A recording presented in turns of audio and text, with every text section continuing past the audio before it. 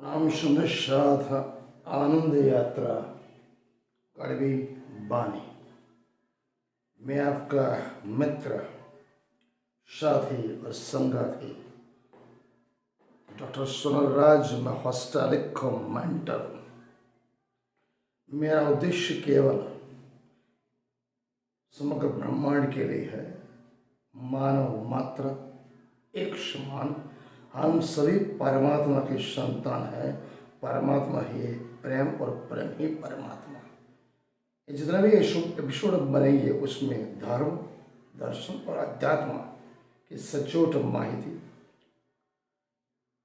आरोग्य संबंधी माहिती एवं साथ साथ एजुकेशन, शिक्षा, स्वास्थ्य और धर्म तीनों में सचोट माहिती देने का मेरा प्रयास है। आनंद यात्रा कड़वी वाली। आज का विषय जाति है। समग्र भारत में जाति व्यवस्था, वैदिक धर्म क्या उसके लिए अभिशाप था? सनातन धर्म जाति व्यवस्था के लिए अभिशाप था? क्या हिंदू धर्म जाति व्यवस्था के लिए अभिशाप है?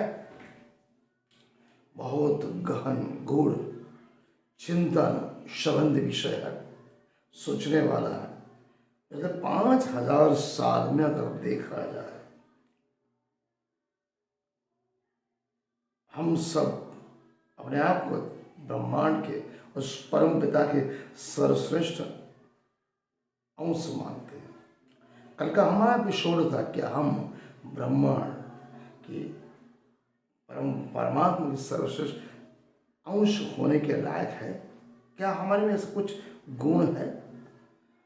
केवल भारत भूमि, भरत खंड, भारत देश, भारतीय संस्कृति वो अगर पहचाना जाए तो केवल और केवल भारतीय समाज में एक जाति, एक शाश्वत सत्य है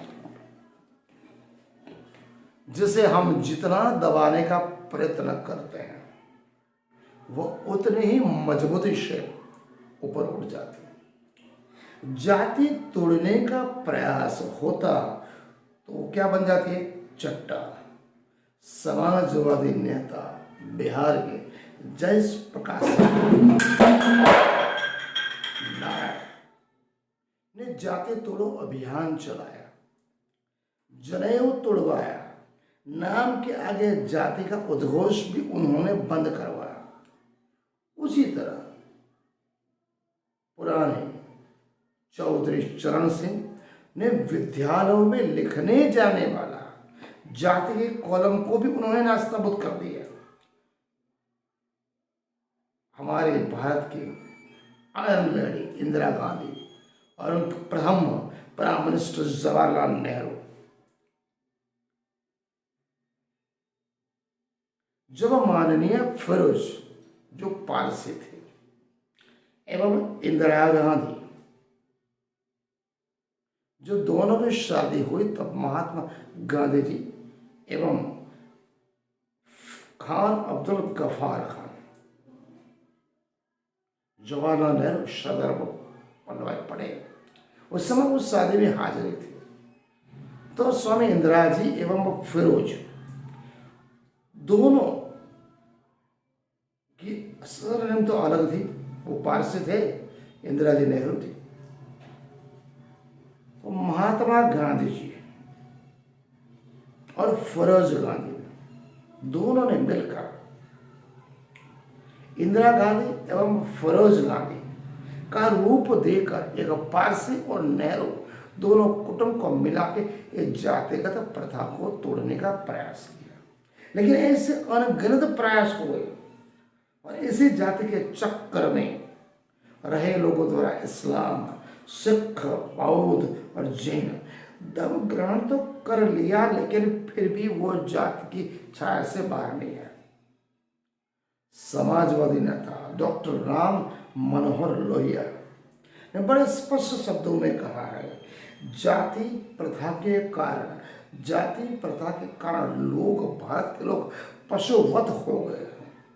जाति पर डॉक्टर लोहिया आगे क्या लिखते हैं कि सामान्य रूप से अनपढ़, सामान्य रूप से अनपढ़ एवं द्विज जो ब्राह्मण लोग जहाँ समाज में मान प्रतिष्ठा पद प्राप्त कर लेते हैं वहां पर पढ़े लिखे तथा धनवान शूद्र एवं दलित को अप्रतिष्ठा एवं मान सम्मान कभी भी मिलता नहीं।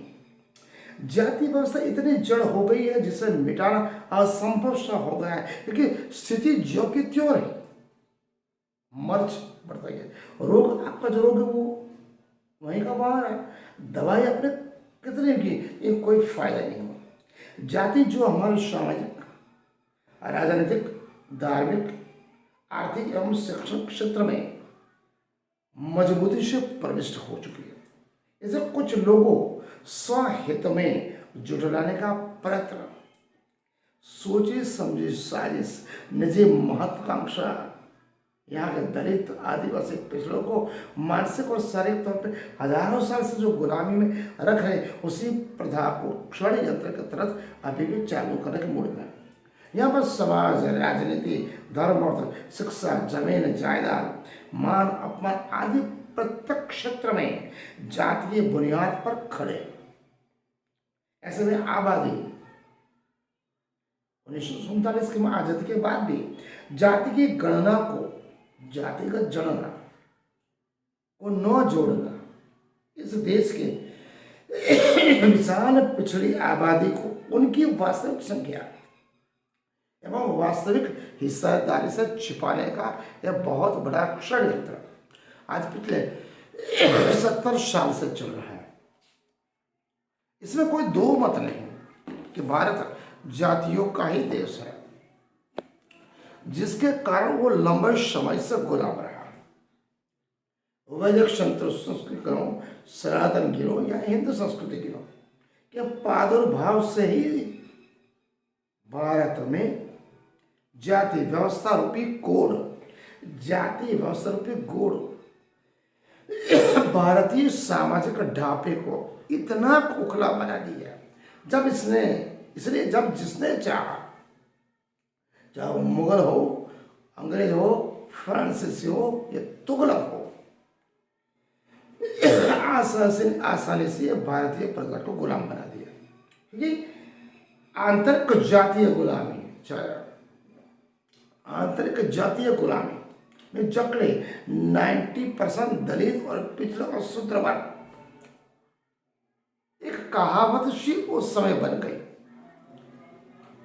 को कनरूप होई हमें का हाने चेरे छोड़ी ना बने ने रानी। कहावत है कहना यहाँ के भारतीय 85% दलित और पिछड़े वर्ग शारीरिक मानसिक तौर पर इतने गुलामी मानस में बन गए थे, ये जाति व्यवस्था के तौर पर आर्य की गुलामी हो या नव विदेशियों का आक्रमण हो या गुलामी हो, यहाँ के दलित पिछड़ों को कोई फर्क ही नहीं पड़ता।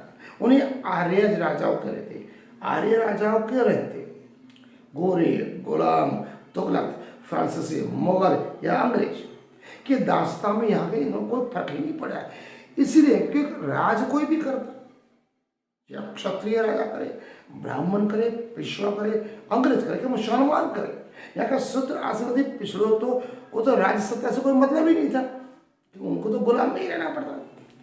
इसी नाते जब भी यहाँ गोरी आए या गजनी आए, यहाँ के किसानों और शूद्रों से दिल्ली का रास्ता पूछा, उन्होंने तुरंत बता दिया। इसीलिए तो 17 बार सोमनाथ मंदिर लूटा गया जातीय आंतरिक व्यवस्था गुलामता के कारण। उन्होंने बेपरवाह होकर दिल्ली का रास्ता बता दिया। इसलिए डॉक्टर राम मनोहर लोहिया ने स्पष्ट कहा है, केवल 10% भारतीय समाज में रहने वाले ब्राह्मण और क्षत्रिय दोनों वर्ग अपने आप को उच्च वर्ग मानते। उन्हें यहां तक कर कहा है कि दोनों जातियां, ये दोनों वर्ण, डॉक्टर राम मनोहर लोहिया के हिसाब से दोनों गुरु चेला है, जिन्होंने हजारों वर्ष तक इस भारतीय समाज, भारतीय संस्कृति और समग्र भारत वर्ष पर सत्ता हाकते रहे। और हजारों जातियों को में विभक्त शूद्र और दलित और पिछड़ा वर्ग को शारीरिक मानसिक तौर पर गुलाम बनाते थे। यही भारतीय समाज की व्यवस्था का कारण है, दुर्गति का कारण है। इसलिए हम वैज्ञानिक युग में होने के बावजूद भी दुनिया के किसी भी देश, चाहे ऑस्ट्रेलिया हो, चीन हो, जापान हो, इंग्लैंड हो, ब्रिटेन हो, अमेरिका हो, जर्मनी हो, फ्रांस से उसके साथ आज भी हम तालमेल नहीं कर सकते। एक छोटी सी डिस्कवरी शोध भी यहाँ का कोई भी साइंटिस्ट कर नहीं सकता, क्योंकि वो कितना भी पढ़ा लिखा हो, यहाँ उसे तो तवज्जो नहीं मिलती। यहाँ तो केवल धर्म, पंथ और संप्रदाय, सेवा, पूजा पाठ और कुछ नहीं। पूरे साल में 12 महीने होते हैं, 12 महीने में 24 त्योहार हैं। सुबह 2 घंटा पूजा करो, शाम को 2 घंटा पूजा करो। अगर कुछ चीज प्राप्त करनी हो तो स्वर्ग का रास्ता दिखाना, खुशी दिखाना, सुख दिखाना और नरक का डर दिखाना। यहाँ के जो दूसरी प्रजा हो मेहनत कश खुशी है, गोपालक है,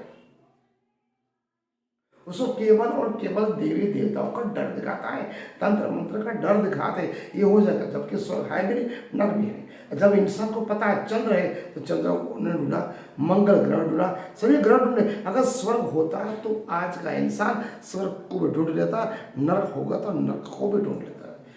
कि हिमालय में कैलाश पर्वत पर शंकर है, आज के विज्ञान को वहां पर देखा, वहां भी कुछ नहीं है। ईश्वर के नाम से केवल और केवल डराया, डर के माहौल में रखा। इसलिए मैं कहता हूं शिक्षित बनो, संगठित बनो, अपने आप को पहचानो। आज परम पिता परमात्मा ब्रह्मांड के परम नियंत्रिका के उत्कृष्ट संतान हो, अपने आप को उनका अंश मानते हो। कर्मकांड, पाखंडवाद, बाह्य आडंबर से बाहर निकलो। केवल और केवल कर्म पे आधार को फल दे ना दे उस समय कोई मतलब ही नहीं। मैंने कल के एपिसोड में बताया, परमात्मा समग्र ब्रह्मांड का नियंत्रण, तो उसको ये बोल पर तू मुझे कुछ अपना कार्य दे ताकि मुझे मनुष्य होने का दायित्व समझ में आए। मनुष्य होने का क्या मतलब है? सभी से प्रेम प्रेम प्रेम, प्राणी मात्र जब एक समान है तो जाति प्रथा अलग अलग क्यों? ये जाति परमात्मा ने बनाई, मनुष्य ने बनाई। यहाँ पर कोई उच्च नहीं, कोई नीच नहीं, न कोई स्पर्श अस्पर्श, न कोई छूत नहीं अछूत नहीं। अगर हम परमात्मा की उत्कृष्ट संतान हैं, उसको अपना अंश मानते हैं, तो जात पात, ऊंच नीच, अमीर कमीर, रंग वर्ण वेश केवल भारत में ही है, अन्य किसी देश में नहीं। जहाँ जाति प्रथा नहीं वही देश आज उत्तर प्रगति कर रहे, बाकी हमारे यहाँ सब गर्ता में जा रहा है। आज का अध्याय थोड़ा कड़वा है, साथ सुने और चुने भी। अपने आप को समझो, we are the best, I am the best. केवल कर्म करने से आपको सब कुछ मिलेगा, परिस्थिति कितनी भी विपरीत क्यों न हो, अपने कर्म में अपने आप के विश्वास रखो। मैं परमपिता परमात्मा के उत्कृष्ट अंश संतान हूँ, जो कुछ भी होगा देखा जाएगा। जब तक कर्म नहीं करो कुछ मिलने वाला नहीं, न कोई देवी देवता ईश्वर भगवान आपको बचाने आने वाले, आपको केवल अपने आप को बचाना है। आज का अध्याय हम यहाँ पूर्ण करते हैं। प्रणाम।